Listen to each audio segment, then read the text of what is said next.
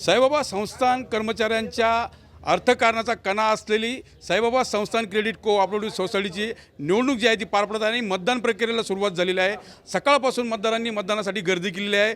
साईबाबा संस्थानची ही पतपिढी जी आहे त्याची उलाढाल 150 कोटींहून अधिक आहे। त्यामुळे सर्वांचंच लक्ष या निवडणुकीकडे लागलेलं आहे।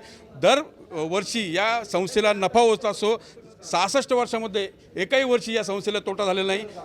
दरवर्षी साधारणतः 3 ते 4 कोटी उलाढाल जी नफा जो आहे तो या पतपिढीला होत असतो आणि त्यामुळे मोठ्या प्रमाणामध्ये उमेदवारांनी जोरदार प्रचार केलेला आहे। 3 पॅनलमध्ये प्रमुख लढत आहे। साई जनसेवा पॅनल, साई हनुमान पॅनल आणि परिवर्तन पॅनल अशा तीनही पॅनलमध्ये रंगत जी आहे ती दिसून आलेली आहे। हायटेक प्रचार या निवडणुकीत करण्यात आला। सोशल मीडियाच्या माध्यमातून असेल, विविध माध्यमातून मतदारांपर्यंत पोहोचण्याचा प्रयत्न जो आहे तो या सगळं उमेदवारांनी आणि पॅनलने केलेला आहे। सकाळपासून मतदारांनी गर्दी केल्यानं 50%हून अधिक मतदान जे आहे ते या मतदान केंद्रावर झालेलं दिसून येतं आहे। सकाळपासून मतदार जे आहेत ते मोठ्या उत्स्फूर्तपणे मतदानामध्ये सहभागी होत आहे आणि मतदानाचा हक्क बजावत आहेत। एकंदरीत जर बघितलं तर 3 पॅनलमध्ये ही मुख्य लढत असताना 2 पॅनल जे आहेत ते विखेस यांचे महसूल मंत्री विखे पाटील यांचे पुरस्कृत आहेत आणि परिवर्तन पॅनल जो आहे तो विठ्ठल पवार यांच्या नेतृत्वात निवडणूक लढवतोय।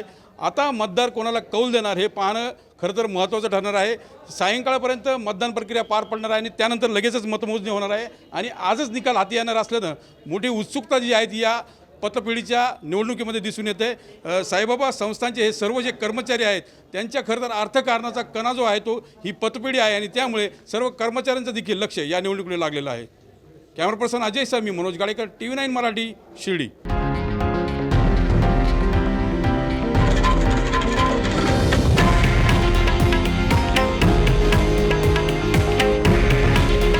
हे आहे देशातील नंबर 1 न्यूज नेटवर्क आणि आपण पाहत आहात TV9 मराठी। काळजी तुमची, हित महाराष्ट्राचं।